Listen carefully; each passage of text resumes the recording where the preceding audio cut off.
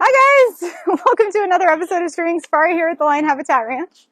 As always, I'd like to say thank you first off for anybody who's been able to come in and visit us or donate to us. If you are looking to donate to a very cool nonprofit, I think I know of one, and I think all of the links might be down below, as long as Denise did her job right. Yes, she's nodding yes. She's like, I did. We're going to talk about plants today, and I have this interesting carrot that Emma has named Bert. So this is Bert the carrot. He's joining us today. And Bert would like to also tell you guys about some events that we have coming up. Of course, my favorite, Boo at the Zoo. I know I always mention that first. Yoga is first. Yoga is coming up before Boo at the Zoo. Yoga is the 7th and 8th of October. And we are still doing early bird pricing for you guys because I know some people were waiting to purchase their tickets. Stop waiting. Go get your tickets for yoga. You want to do yoga with a giraffe. I want to do yoga with a giraffe. But instead, I'm going to be helping you do yoga with a giraffe. So you better get down here. Get down here to the Lion Habitat Ranch and do yoga with a giraffe. And then tell all your friends so that they can come do yoga with a giraffe too. Anyway, I digress. And then go at the zoo. My favorite time to come out and visit us. Our lions get all kinds of fun Halloween-themed enrichment, including pumpkins. I'm excited. Maybe we'll carve some jack-o'-lanterns for you this year to see our lions get some spooky jack-o'-lanterns. Maybe some spooky piñatas. You'll just have to come and see. I think we have a costume contest. And, of course, candy. Who doesn't like candy? Anything I missed? Oh yeah, there's a drawing if you register for yoga. There is a drawing if you register for yoga as well. And I think we do all kinds of giveaways at yoga as well. Usually Aussie paintings, all kinds of fun stuff. So please come out and see us for yoga. And please come out and donate. And remember, my favorite way to donate is to just come and visit us. We are open Thursday through Monday from 10 to 2. Last call at 1. And then we're switching to our winter hours on October 25th, and our hours will be 11 to 3, last call at 2 o'clock. All right, let's talk about some plants. This is a flowering plant. It's what's called a dicot plant. So there are two types of flowering plants, two kind of classifications that we're going to talk about today. I want to tell you guys all about plants in future streaming safaris. Today we're going to do something really, really simple, and we're just going to go around our property and look at some flowers. And what we're going to do is we're going to look for two different types of flowers, monocot flowers and dicot flowers. And I have this little chart for you guys that kind of tells the differences. One of them is the difference in the seed, whether it has one or two little parts to the seed when the seed develops. The root, what the root looks like. So like, see this dicot root looks just like this carrot. Also, hopefully in one of these streaming safaris one of these days, we'll be able to bring a microscope for you guys, and you guys can see what it looks like inside of the leaves and inside of the stems of these guys. I'm working on that for you. We'll get there. But what we're going to look at today is our leaf patterns and our flower patterns. So we're going to look for monocot being leaves with parallel veins and flowers in multiples of 3. Then we're going to look for dicots, which are net-like leaves, and they tend to be a little bit more kind of pear-shaped than these straight-edge shape. And we're looking for flowers that are in 4s or 5s. Now, just like everything in science, guys, it's not as exact as we would like the classifications to be. I'm sorry. And most flowers are actually going to be in a dicot pattern, or are actually going to have some sort of kind of Fibonacci sequence, if you've ever heard about that. It's where you kind of add previous numbers to each other to get the next number. It's just a really cool way of developing and it makes it really easy for the seed dispersal for these flowers. We'll get into that some other time. But super easy thing, go out into your garden, which we're about to do, and look at some flowers and tell me if they're monocot or dicot. So let's go. We have a very cool new garden out at our front entrance. And if you see some fencing around our flowers ever, guys, it's because we have these very cute bunnies that roam around the property, although for us they're not always the greatest to have around because they love to eat and snack on our flowers. So we'll look at some ones that maybe they hopefully haven't snacked on. So let's start with this one up in our And basket. compost lovingly donated by Ozzy. Yes, and compost to this was lovingly donated by Ozzy. We do use his giraffe poop. So first, let's look at this pretty plant that I have up here. It's called a vinca. And this vinca, if we can find a flower that's not chewed on, see all the birds go after them. And we can count 1, 2, 3, 4, 5. And then if we look at our chart, 5 is going to be dicot. Well, let's see if the leaves match.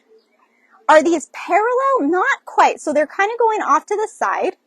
And then the leaves also have these little veins inside of them. They're what are known as reticulated, like a reticulated giraffe, like Ozzy. So there's a dicot plant. We also have another dicot flower right here. It is a geranium. And this geranium has a lot of flowers, and some of the petals have fallen off. So you kind of have to look at multiple flowers to see quite how many there are in the petals.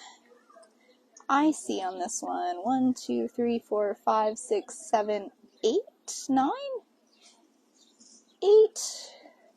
I think I counted this one early. 1, 2, 3, 4, 5, 6, 7, 8. That's one of our multiples of 4, so that looks dicot-y to me. And also this looks a little veiny. Are those parallel or veiny, Denise? I think they're parallel. Parallel? Okay. Yeah. Questionable, questionable. Don't see too many veins. What about on the backside? Nah. Does that look veiny? A little bit. This is a dicot flower. But don't worry, I found some monocot flowers for you. Even though it was a little tough for me, we do have one that lives in this garden, and I'm going to make Denise try to get to it. Make myself try to get to it too. Woo! This is also really cool because I found out that this flower is known as a society garlic. And I'm going to steal the phone and show you these pretty flowers here. So it's kind of like a type of grass, and it has these beautiful purple flowers that grow out of it. And you can see each of these flowers has 6 petals. So it's in that multiple of 3, which is monocot. And then you can see really easily on these ones that these have parallel veins. There's no veiny or reticulatedness to this at all. When you look at the leaf, it's just like one straight up, one straight up.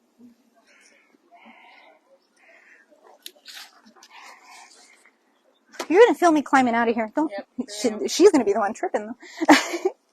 I've got a couple more cool flowers to show you. If you look at desert plants, which we have a lot of desert plants here, obviously, a lot of those are going to be monocot.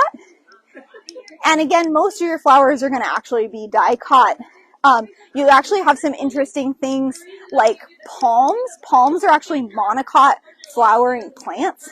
But we're not talking about trees here. We're talking about things with flowers. Now, there are a number of different trees, I think, like palms and also oaks, I believe, that do have flowers.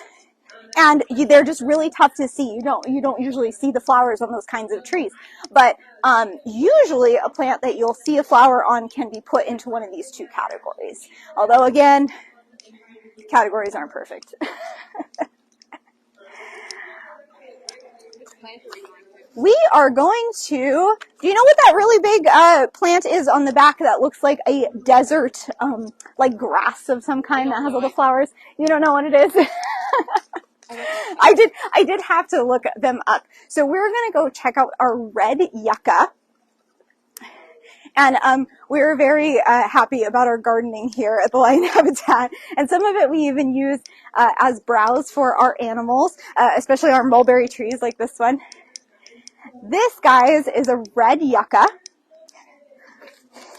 And this is a desert plant, so this is a succulent, I believe. And it's also got this grassy texture to it. You can see those straight parallel lines.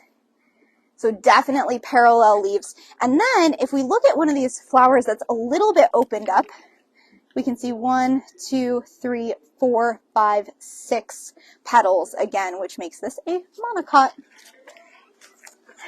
And I would be in so much trouble if I did not show you some of the most beautiful flowers that we have on the property. Some of our primrose and some of our petunia.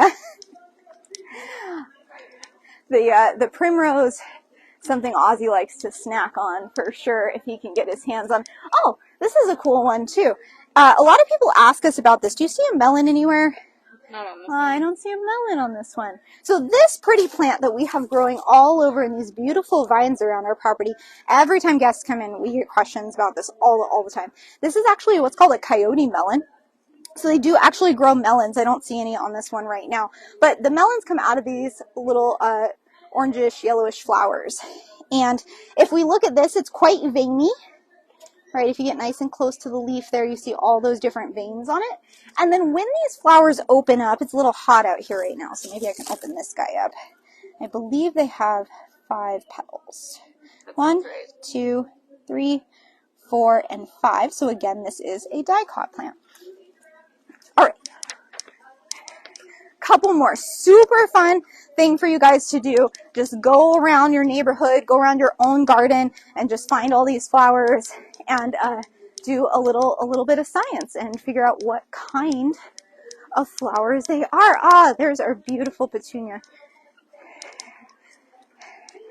So we'll end with these beautiful purple flowers that we have growing here. I love these so much. And these have 1, 2, 3, 4, 5 again on those gorgeous flowers. We'll tell you all kinds of stuff about the parts of the flowers in a different streaming safari too. And then these are interesting. This is where it kind of crosses the line where I'm like, this is a very spear-shaped leaf. But if I look at the pattern of the veins, especially if I look on the back side, I can see, they aren't really parallel. They're at that angle, and then there's all of these tiny reticulated veins inside. I hope you guys enjoyed that. I hope you guys have fun looking at flowers in your own garden. See you soon.